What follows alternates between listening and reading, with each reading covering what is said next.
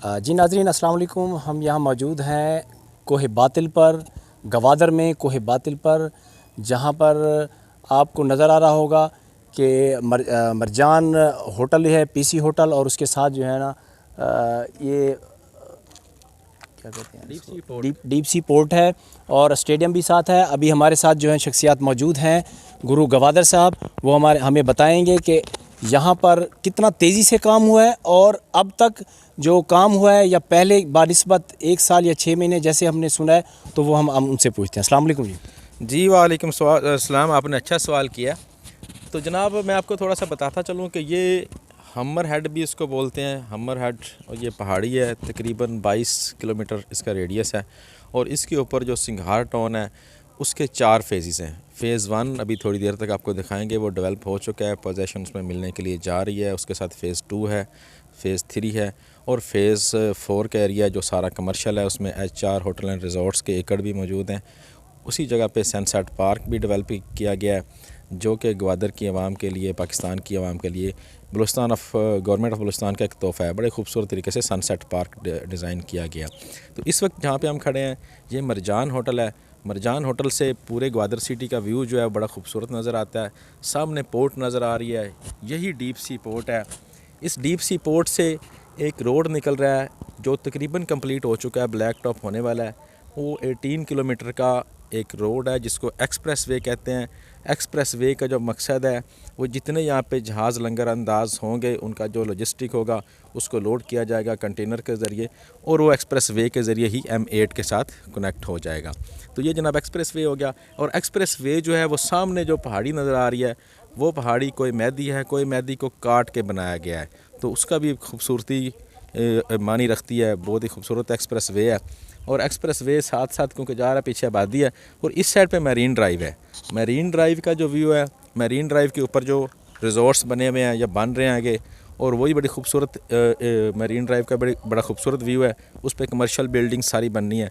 ग्वादर के अंदर 2 एरिया ही कमर्शियल हैं, जिनमें एक मैरीन ड्राइव है, हाई राइज कमर्शियल, और उसके पीछे पदीज़र है, प्लस जना एवेन्यू है। ये हाई राइज के प्रोजेक्ट्स हैं जिनके ऊपर नो लिमिट बिल्डिंग्स बनेगी।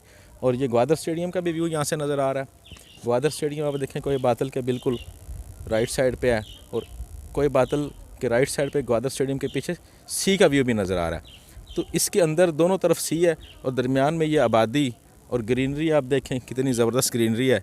तो मैं तो कहता हूँ ये दुनिया में एक हेवन है ग्वादर। मेरे जितने ओवरसीज़ दोस्त हैं, जितने ओवरसीज़ इन्वेस्टर्स हैं जो इन्वेस्ट करना चाहते हैं, मैं उनको कहता हूँ कि आप आंखें बंद करके इन्वेस्टमेंट ना करें। आप आएँ, पहले ग्वादर को देख लें, ग्वादर को विज़िट करें, और कैटेगरी के हिसाब से, क्योंकि मास्टर प्लान आ चुका है, कैटेगरीज डिफ़ाइन हो चुकी हैं। आप जो करना चाहते हैं अपनी कैटेगरी के हिसाब से वो लैंड की बाइंग कर लें, क्योंकि नया जो इंटरनेशनल एयरपोर्ट बन रहा है उस पर भी काम बहुत तेज़ी से जारी है। उसके रनवे पे काम शुरू हो चुका है, और अबाउट 2 और 3 ईयर्स वो कंप्लीट हो जाएगा। दैन प्राइसेस जो है, अभी तो एकड़ों में प्राइसेस जहाँ पे हैं, लेकिन उस वक्त जो प्राइसेस हैं वो गज़ों में चली जाएंगी और रेट्स बहुत हाई हो जाएंगे। तो इस वक्त now it is right time to invest in Gwadar.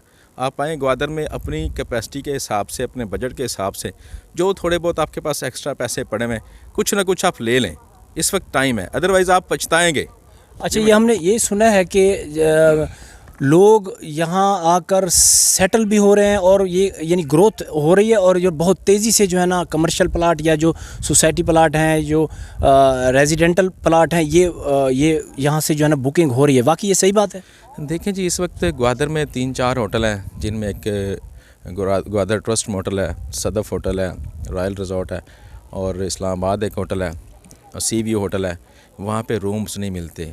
आपको ग्वादर में किसी होटल में स्टे करने के लिए कम से कम हफ़्ता 10 दिन 15 दिन पहले बुकिंग करवानी पड़ती है।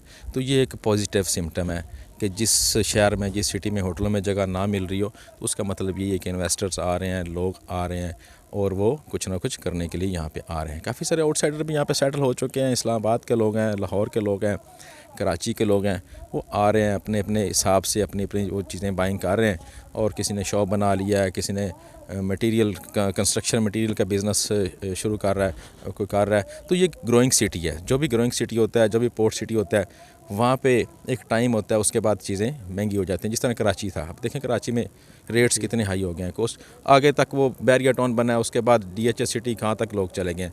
तो ग्वादर का इंटरनेशनल एयरपोर्ट जैसे ही फंक्शनल होगा, तो यहाँ पे भी रेट्स बहुत हाई हो जाएंगे। तो अभी टाइम है इन्वेस्टमेंट का, आएँ और देखें। यहाँ पे बड़ी तेज़ी से बाइंग हो रही है। ये एक न्यू टाउन की फ़ेज़ 1 में आपको ले चलेंगे। बड़ी बड़ी बिल्डिंग्स वहाँ पे बन चुकी हैं, बड़े घर बन चुके हैं। उसका रीज़न ये है कि जो ग्वादर का टेम्परेचर है ना सर, ये पूरे साल मुतदल रहता है। ना ज़्यादा यहाँ पे गर्मी पड़ती है और ना ही ज़्यादा सर्दी पड़ती है। अब जून जुलाई के अंदर भी ग्वादर का टेम्परेचर बिलो 35 होता है, बल्कि ये यहाँ पे खड़े हैं सिंगार में, यहाँ पे तो बिलो 30 होता है। जून जुलाई की बात कर रहा हूँ। और जब ज़्यादा ठंड होती है तो तब भी सर्दी नहीं पड़ती। तो इसलिए कहते हैं कि ये गर्म पानियों की सरज़मीन है। पूरी दुनिया में जहाँ भी बीचेज़ होती हैं 6 महीने पोर्ट फंक्शनल होती है। उसका रीज़न ये होता है कि स्नो पड़ती है, हर चीज़ फ्रीज़ हो जाती है 6 महीने के लिए। उसके बाद जब मौसम खुलता है तो 6 महीने वो फंक्शनल रहती चीज़ें। जी बिल्कुल, इन्होंने सही कहा हमारे भाई ओवरसीज़ ने कि ये बिल्कुल सही है कि दुनिया में जो है अमेरिका है या दूसरे ऐसे ममालिक हैं जहाँ सी पोर्ट है, वो 6 महीने के लिए जो है ना इंपोर्ट एक्सपोर्ट का काम होता है, बाकी यहाँ ज़्यादा सर्दी हो जाती है। लेकिन ये हमारा ये दुनिया का पहला पोर्ट होगा जहाँ पर पानी जो है गर्म है और बहुत गहरा है, और यहाँ पर इतना बिज़नेस होगा कि आपकी सोच नहीं है।